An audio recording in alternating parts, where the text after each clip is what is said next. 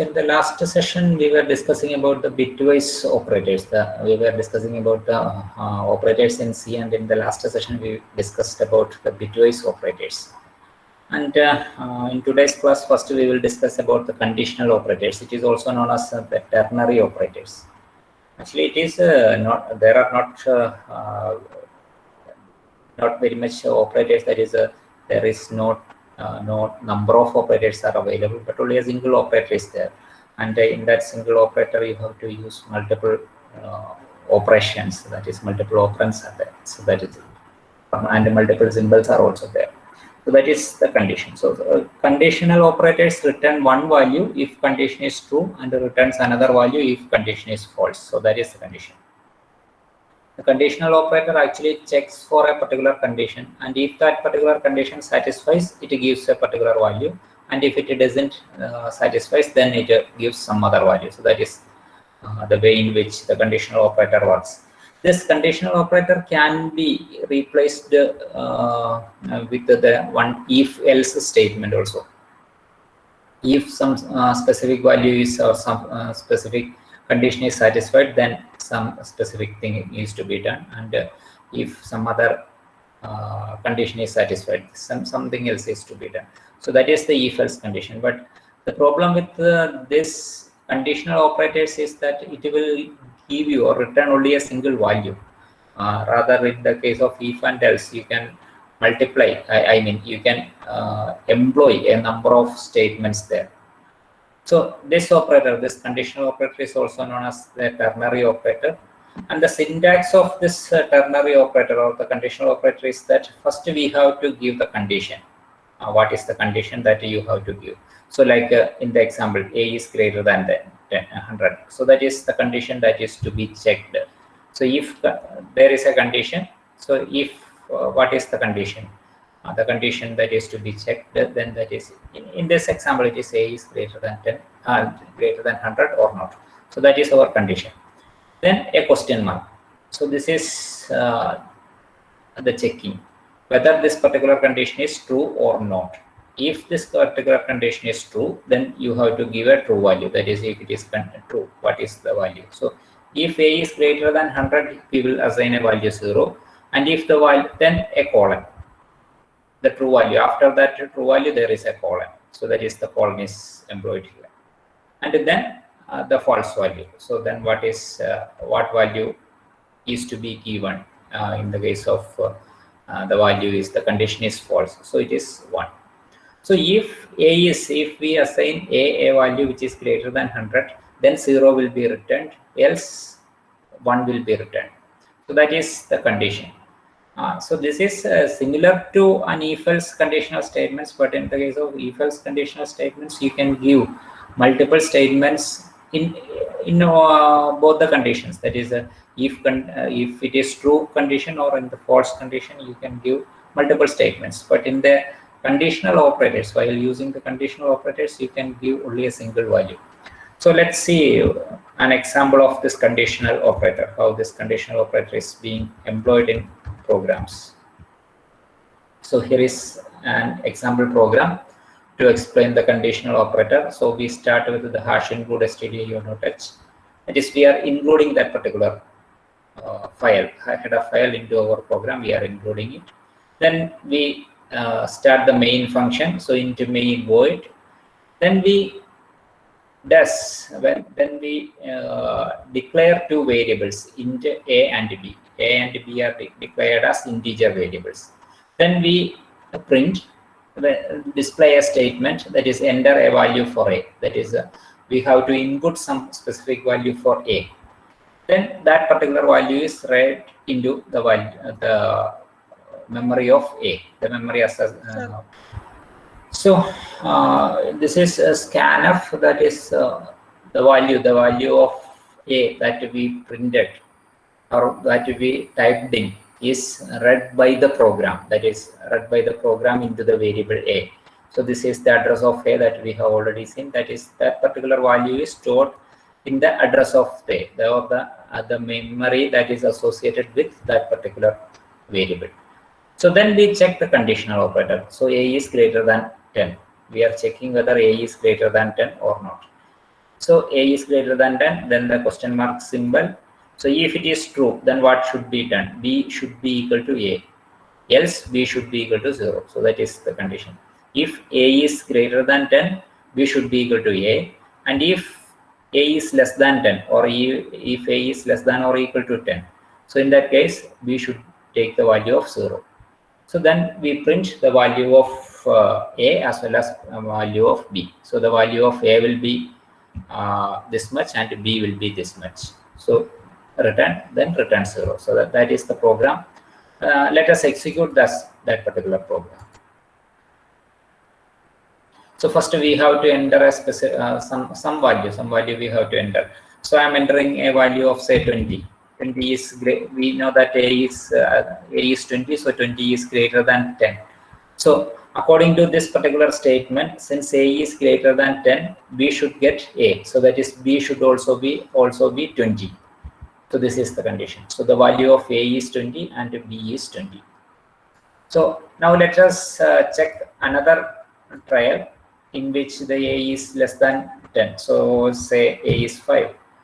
So in that case, see, the value of A is 5 and B is 0. So that is when this particular condition becomes false, the B takes the value of 0. So that is it. So this is how the conditional operator works. So using this conditional operators, you can replace a simple if-else statements also in where you want to assign a specific value to specific condition. So the value of A can be something else, or the value of A here, this value can be say 100. So that is not problem. And this value, this 0 can be say 50. So that is also possible. That is when we write if A is greater than 10. So if I put A as say 12, so A is greater than 10. So that is A is greater than 10, so B becomes 100. So this is how I put B equal to 100. So if this particular condition is true, then this particular assignment is taking place, and if it is false, then B is getting the value 50. So that is how the conditional operators works. Now let's move back, come back to our presentation. So the next type of operators is the increment or decrement operators. There is one increment operator as well as decrement operator. So let us see what it is. An increment operator is represented by two plus symbols. That is plus plus A. So this is an increment operator. That is plus is for the increment operator. And the increment operator increases the value by 1. So suppose A equal to 5. So we are assigned with the value of 5. So then if we put plus A, this will result in the value of A as 6.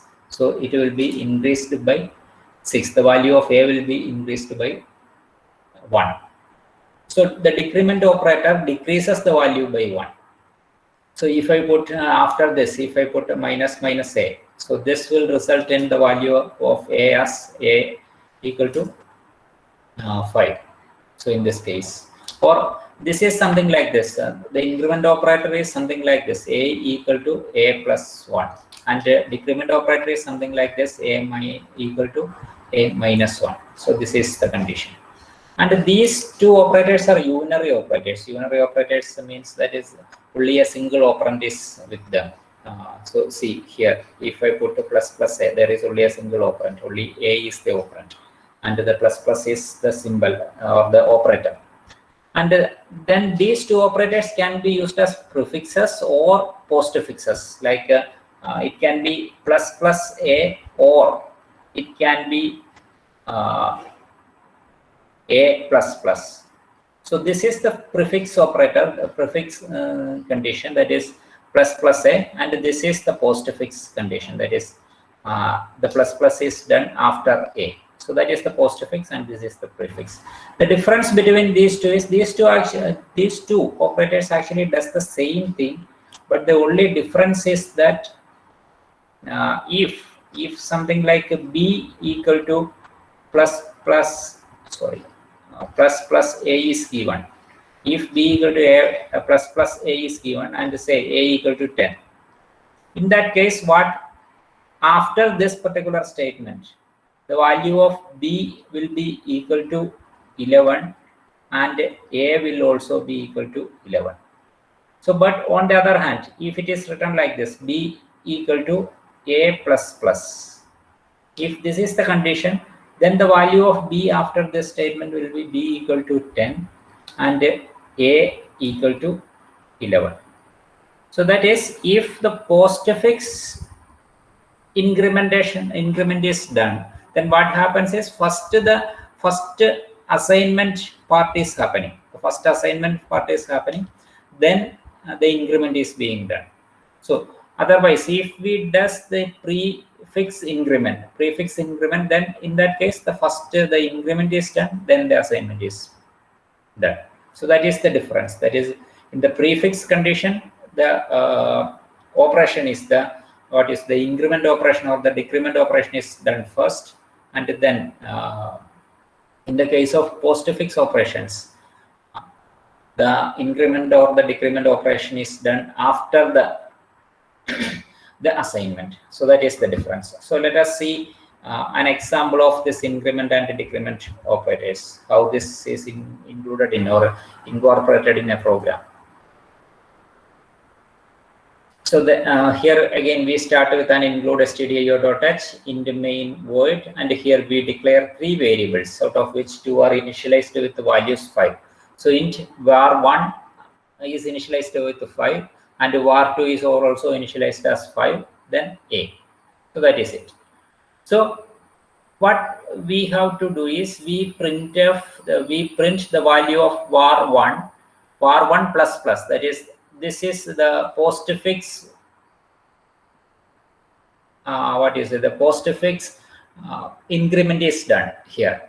Then in the second statement what we does is the prefix increment is done. So as we explained, this printf statement will give you the both var1 as well as var2 are same 5.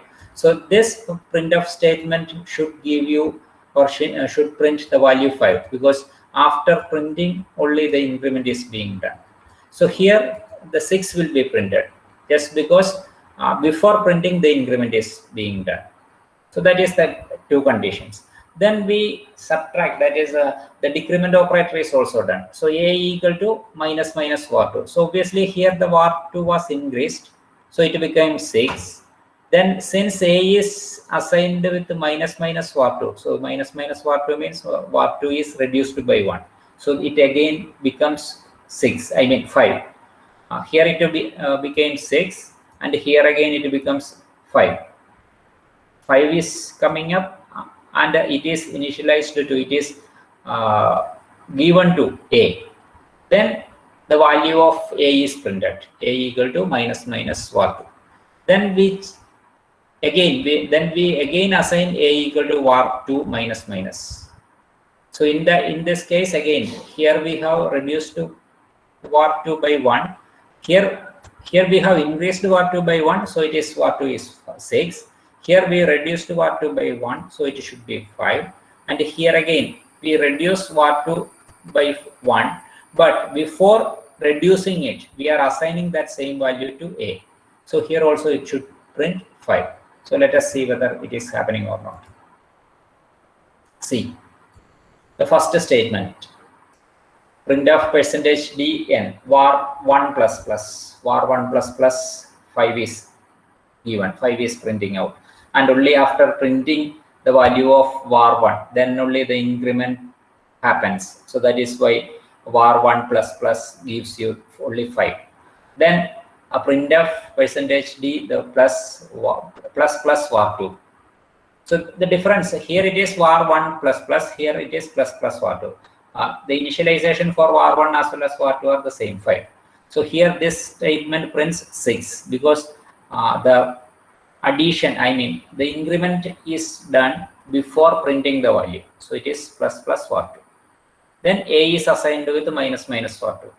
So that is here it is incremented. Then again minus means it is decrement, since it is prefix. Once the decrement is done, then the value is assigned to A. So that is it. then printf percentage d a is returns 5.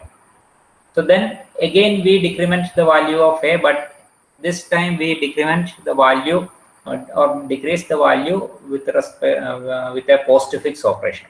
So in the postfix operation, first what happens is the assignment is done first. So a is assigned with var2, then the decreasing is decrement is done. So then the printf percentage d a, so that is again 5. So this is how the increment and decrement operators works. That is the prefix as well as postfix, increment as well as decrement operations. In the prefix condition, it is the increment or the decrement is done first, then the assignment or whatever the other operations is, it is being done. Whether even if it is the print state, it is done after that increment or decrement operation. And in the case of postfix, after the operation is done, then only the increment or decrement is done. So that is the difference between the prefix condition as well as the postfix conditions. Then the next is the assignment operators. The assignment operators, you know that a equal to b, the value of b is assigned to a. So that is an assignment operator like this, a equal to b. So the value of b, whatever be the value of b, that value is assigned to a. A equal to 6, this is also possible. So in this case, a is assigned with a value of 6, but this assignment is not possible, 6 equal to a, because see, a can take any value. It can be 7, 8, 9, or any value it can be taken, but 6 can take only 6 itself. So 6 is not a variable, it is a constant. So the constant value cannot be changed, but a, when declared as a variable, it can take any value. So a equal to 6, that is the assignment. The value of 6 is assigned with a. So if we write a double equal to 6, sorry, double equal to 6, this means a is compared with the 6. So this is a is compared with the 6. So that is the conditions. So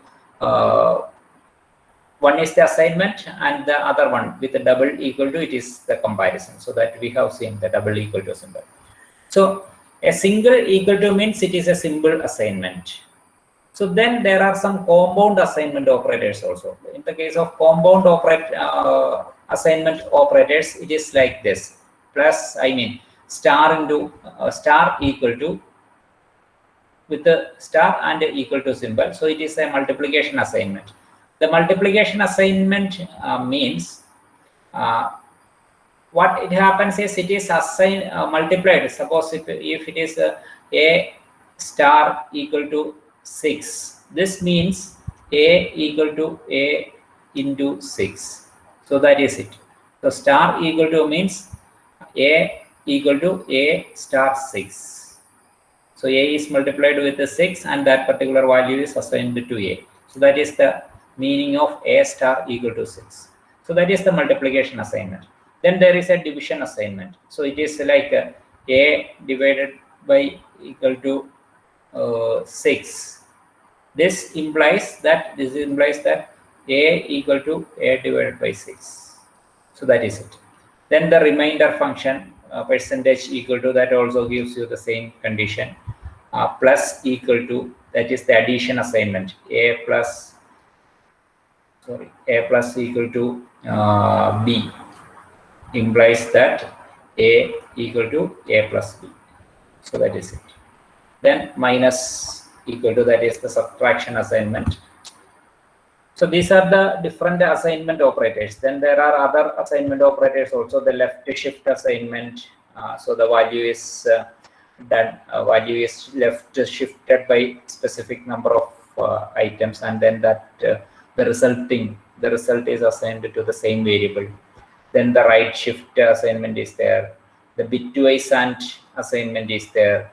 The bitwise exclusive or assignment is there. The bitwise inclusive or assignment is there. So that is the different types of assignments are there. So all these assignments we may not be using, but some of them we might be using in our programs. So let us see how these assignment operators are incorporated in a program. So this is a sample program to explain the assignment operators. So we define two variables. The first variable A is 21. A is initialized with 21, and then there is a second variable C. We haven't initialized the C. So as per this particular line, as per C equal to A, we give the value C as A. C is assigned with the value of A. So C equal to A. This is the simple assignment operator. C is assigned with the value of A. So then when we print the value of C, we will get 21. So here C plus equal to A. So what it happens is C is added, C equal to C plus A. So that is it. C is already 21. So then again another 21. A is 21. So A is again added to C. So for 21 plus 21, it becomes 42. So here when we print this C, it will become 42. And then next is C minus equal to A. So now C is 42. Then we subtract A from it. C equal to C minus A. That is this particular statement. This particular statement means C equal to C minus A. So when we does that particular operation, out from 42, it becomes 21. So that is it. Just a second. I'll write those values also.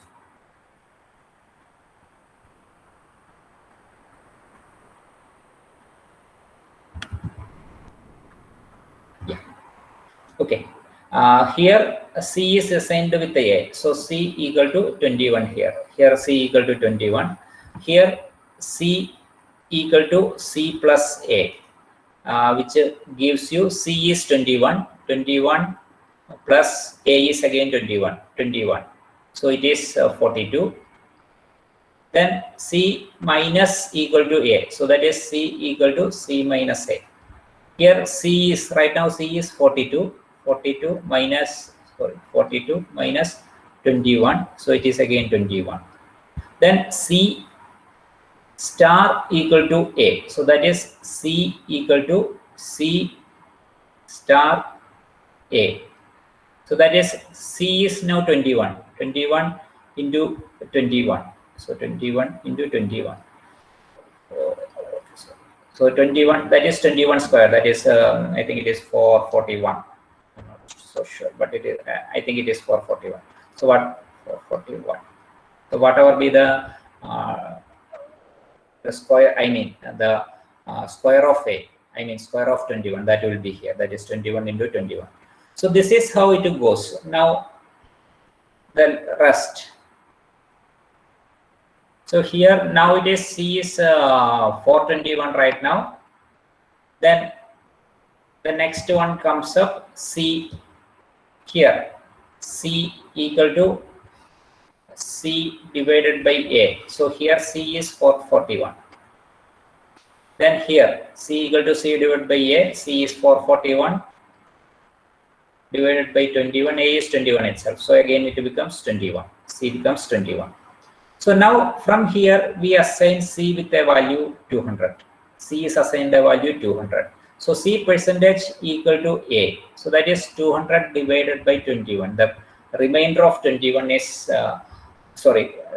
remainder of 200 divided by 21 is assigned with C.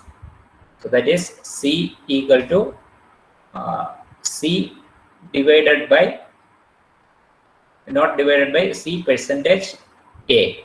So that is it. So here C is 200, percentage A is 21 itself. So this value is assigned to C. So then C is left shift by 2. So we have to convert it into binary, and then you have to do the left shift operator there. Then the next is C is right shift by 2. So again it is right shift by 2 is done. Then C ampersand equal to 2. So that is the logical and is done. Logical and with the 2 is done. C logical and. So this result is C and 2. C equal to C and 2. So this is C exclusive or 2. C caret 2. Here it is C or 2. C equal to C or 2. So that is how it works. So let us run the program. and check whether the answers that we obtained is right or not. So in the line 1, here only a symbol C equal to A. So C is assigned with a value of 21. So then C plus or equal to A. So it is C equal to 42. Then C minus equal to A. So C is again 21. C into equal to A. So C is C into A. So that is 441. Then again C divided by equal to A. So C divided by equal to A gives you 21. So then 200 divided by 21, the remainder of 200 divided by 21, that gives you a value of 11.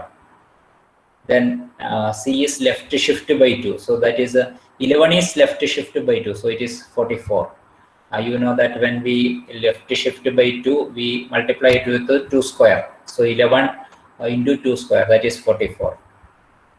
Then C is right shift by 2. When we right shift by 2, we divide it with the 2 square. So 44 divided by 2 square. So that is again 11. So then C and 2. So that is the bitwise AND operator, the bitwise logical AND operator. So that is C equal to 2. Then C caret 2. So that is C equal to 0.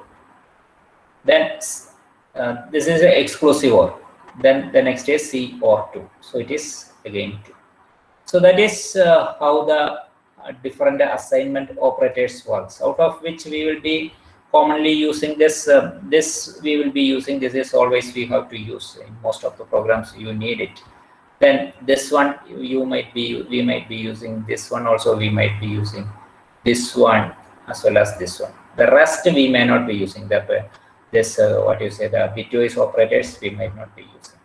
So these are the different assignment operators.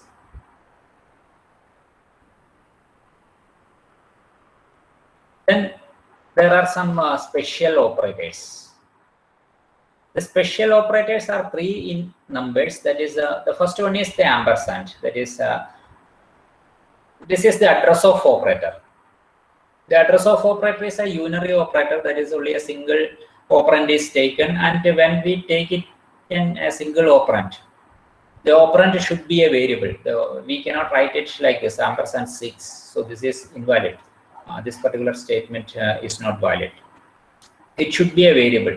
So when we put an ampersand A, and A should be a variable which is already defined in that particular program, then only this ampersand A will work. So this gives the address, the memory address of A. So what in which memory position the value that is assigned to A will be stored. So that is what the address of A means. So the address of A will give you the memory address, the memory address of the location in which the value A is stored. The value of A is stored. So that is ampersand A. Then the star is a pointer variable, that is an operator for a pointer variable. So that we will study later in our course. That is in a chapter there is where we study pointers. Then we will study it. So star is a variable, an operator which is used to represent a pointer variable. So then the last operator, the special operator, is sizeof operator. The sizeof operator is within this sizeof operator, you can give any variable or any data type, etc. So this will give the size of that particular variable, that is size of char. The size of char will give you 1, because the character data type takes only 1 byte of memory. So only 1 byte of memory is stored or reserved for this character type of data type. So when you put a size of char, it will give you 1. And if you put a size of int is put, then in that case, depending on the type of machine, it can be 2 or 4, or in some cases it can be 8 also, up to 8 also. But no, normally it will be 2 or 4. The size of integers is normally 2 or 4. That is again depending on the system. So now let us see an example program in which these special operators are incorporated, except the star operator that is not incorporated here. So here we use two different functions, I mean two different headers. One is the stdio.h and the other one is limits.h. Limits.h is used in order to employ the size of this thing, the size of operator. So we define four variables here. The first variable is int a, it is an integer. Then the second one is a character b. Then the third one is a float c. Then the double d. Then what we first does is we first print the address of the variable. The address of the variable ampersand is ampersand a. So the ampersand a will print the address. In order to print the address of a specific variable, or in order to print the address of any memory location, the identifier that is used, the data type identifier that is used, or the format specifier, the data type identifier or the format specifier that is used is %p. So that is why the %p comes here. If we use a %d here, that is for integer, some characters will be printed, some numerical value will be printed that is equivalent to the memory address of that particular position in hexadecimal. Normally the memory address is expressed in hexadecimal values. So then we print the storage size of int data type, the size of a. So the different size of operator is employed in all the four variables a, b, c, and d. So what is the size of a? That will be printed, and then size of b. So b is character, so size of b will give you only one. That is 1 byte is taken there. Then the size of c, how much memory will be taken by a variable of type of float, that will be discussed, that will be shown here. Then the size of d will also be displayed. So let us run it. See, the address of a, the address of the variable, the first one is the address of the variable a. So the address of the variable a is some hexadecimal number. So starting with so many zeros and then 62FEIC, I mean 1C. So that is the address of the variable a, where the variable a is being stored. Then the storage size of int data type, that is the storage size of the int data type is 4, that is 4 bytes. Here it takes 4 bytes. And the storage size for the character data type, that is only a single byte. Then the storage size for float data type, that is 4 bytes. Then the storage size for double data type, 8 bytes. So that is how the size of works. So the size of will give you the number of bytes of memory space occupied by that particular variable type. So that is it.